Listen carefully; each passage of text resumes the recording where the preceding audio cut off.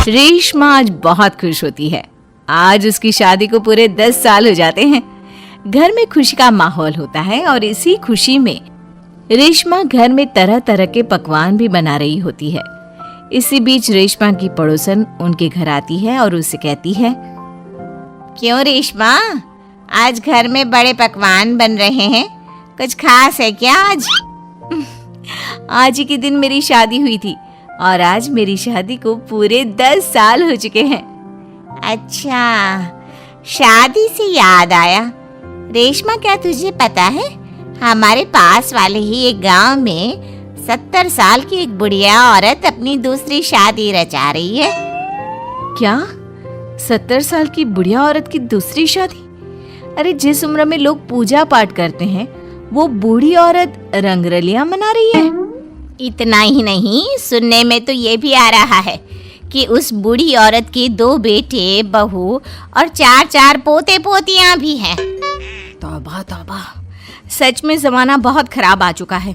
कोई शर्म लिहाज नाम की चीज तो बची ही नहीं इस दुनिया में। हमारे परिवार के तो ऐसे संस्कार नहीं है। रेशमा, जमाना बहुत आगे निकल गया है। आजकल क्या बच्चे और क्या बूढ़े, सभी पर एक जैसी जवानी छा रही है। हमारे लिए तो ऐसा सोचना भी पाप है। वैसे कब है उस बूढ़ी औरत की शादी? आपको कोई जानकारी है क्या? मुझे क्या, पूरे गांव वालों को पता है इस शादी के बारे में। कल ही तो है। अरे वाह, कल तो योगेश के पापा भी छुट्टी पर हैं। एक काम करते हैं, हम भी चलते हैं इस बूढ़ी औरत की शादी में। आखिर देखे तो सही कि कौन है वो बेशर्म बुढ़िया औरत जो पोता पोती खिलाने की उम्र में प्यार के फूल खिला रही है। पड़ोसन वहां से चली जाती है, जिसके बाद रेशमा सोच में पड़ जाती है। शाम को जब रेशमा का पति अमित घर आता है तो वो रेशमा को हैरान परेशान देखकर पूछता है, क्या हुआ रेशमा, आज बहुत परेशान सी लग रही हो? कुछ खास नहीं, एक बुढ़िया औरत के बारे में सोच रही थी। कौन सी बुढ़िया औरत? रेशमा अमित की ओर देखती है और उसे बताते हुए कहती है, हमारे पास वाले गांव में ही एक बूढ़ी औरत है जो अपनी उम्र के आखिरी पड़ाव में अब लव अफेयर कर रही है और कल उसकी शादी भी है। ताज्जुब की बात तो यह है कि उसके 2 बहू बेटे और 4 पोते पोतियां भी हैं, फिर भी किसी ने उसे नहीं रोका। अरे इतना भरा पूरा परिवार होने के बाद वो अपना दूसरा घर क्यों बसाना चाह रही है? पता नहीं जी, मैं सोच रही थी कल आपकी भी छुट्टी है तो क्यों ना हम भी शादी देखने चले। सुनने में आ रहा है कि कल पूरा गांव जा रहा है उसकी शादी देखने के लिए। रेशमा की बातें सुनकर अमित भी दूसरे दिन उसके साथ चलने के लिए हामी भर देता है। अगले दिन सुबह रेशमा और अमित बच्चों के साथ शादी देखने निकल जाते हैं। गांव से कुछ किलोमीटर की दूरी तय कर रेशमा अपने परिवार के साथ विवाह स्थल पर पहुंच जाती है। यहाँ की साज सजावट कितनी अच्छी लग रही है ना। ऐसा लग रहा है मानो किसी नई नवेली दुल्हन की शादी हो। देखकर तो ऐसा ही लग रहा है, लेकिन वो बूढ़ी औरत है कहाँ पर जिसके इतने किस्से सुनने को मिल रहे हैं? अमित के इतना बोलने की देर होती है और एक अधेड़ उम्र की बुढ़िया औरत दुल्हन के लिबास में सज संवर कर मंडप पर पहुंच जाती है, जिसे देख रेशमा और अमित के पैरों तले मानो जमीन ही खिसक जाती है। मम्मी जी, यहाँ दुल्हन के लिबास में ये सब क्या हो रहा है? अमित, मम्मी, दादी की शादी, वाह मजा आएगा।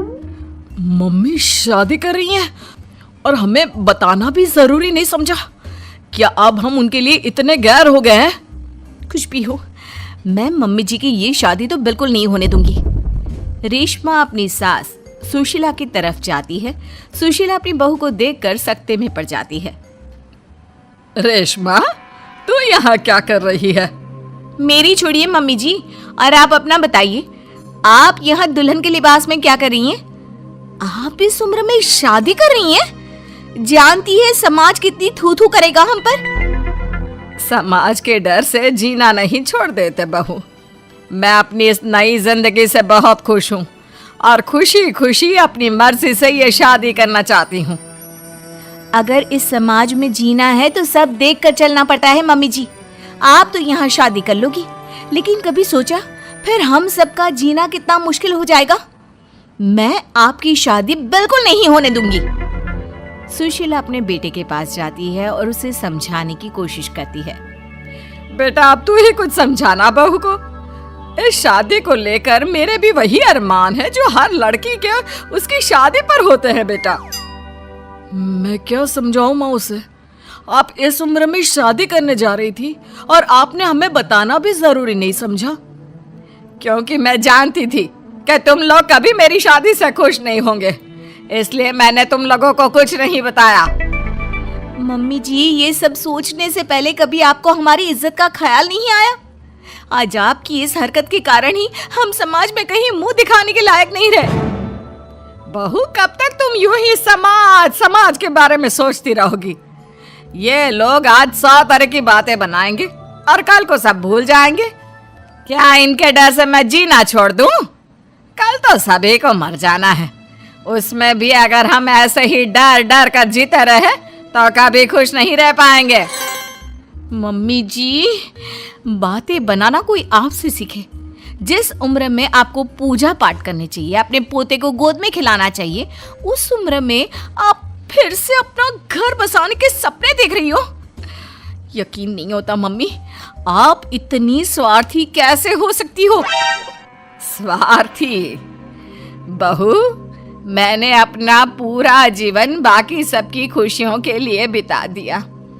अमित के पिताजी की मौत के बाद जब मेरे पास दूसरा घर बसाने का मौका था, तब भी मैंने अपने बारे में नहीं सोचा, अपने बच्चों के बारे में सोचा। और आज तुम मुझे स्वार्थी बोल रही हो? क्या एक बूढ़ी औरत के पास दिल नहीं होता? हमें प्यार करने का अधिकार नहीं होता? सुशीला की बातों ने सभी को सोच विचार करने पर मजबूर कर दिया। किंतु रेशमा, हर किसी को अपना जीवन जीने का अधिकार होता है मम्मी जी, लेकिन आपके साथ 3 और जिंदगियां भी जुड़ी हुई है। हम आपके कारण बदनामी का घूंट नहीं पी सकते मम्मी जी। आज तुम दोनों को अचानक मेरी और इस समाज की इतनी परवाह क्यों हो रही है? यह बदनामी और समाज के तानों का डर तब तुम लोगों के जहन में क्यों नहीं आया, जब 2 बेटों और बहुओं के होते हुए भी मुझे अकेले उस एक कमरे में रखकर घूट घूट कर जीवन यापन करना पड़ रहा था? तब तुम लोगों को याद नहीं आया मुझसे कितनी जिंदगियां जुड़ी हुई हैं? सुशीला की बातें सुनकर रेशमा और अमित अपना सिर झुका लेते हैं। उन्हें अपने से हुई गलती का एहसास हो जाता है, लेकिन अब भी कहीं ना कहीं उनके दिमाग में लोग क्या कहेंगे ही चल रहा था, जिसके डर से वे खामोश होकर खड़े रहते हैं। तभी सुशीला जी आगे कहती हैं, ठीक है, अगर तुम लोग नहीं चाहते कि मैं फिर से विवाह करूं और अपने नए जीवन की शुरुआत करूं, तो मैं ये शादी नहीं करूंगी और साथ ही ये घर छोड़कर भी चली जाऊंगी। फिर ना तुम लोगों की कोई बदनामी होगी और ना ही कोई तुम्हें आकर ताने मारेगा। सुशीला की बातें सुनकर रेशमा और अमित दोनों सोच में पड़ जाते हैं। कुछ देर सोचने के बाद रेशमा कहती है, नहीं मम्मी जी, आप घर छोड़कर मत जाइए। आप सच कह रही हैं। अगर हम ऐसे ही समाज की परवाह करते रहे तो हम कभी खुशी खुशी नहीं जी पाएंगे। हाँ माँ, और आज बचपन से तेरे हर निवाले और प्यार का कर्ज मैं चुकाऊंगा। आज यहाँ से मेरी माँ की डोली उठेगी। बजाओ शहनाई, आज मेरी माँ की शादी है। फिर क्या, अपने बहू बेटों की रजामंदी के साथ सुशीला खुशी खुशी 7 फेरे लेकर नई नवेली दुल्हन बन जाती है और सब शादी की खुशियों में मगन हो जाते हैं।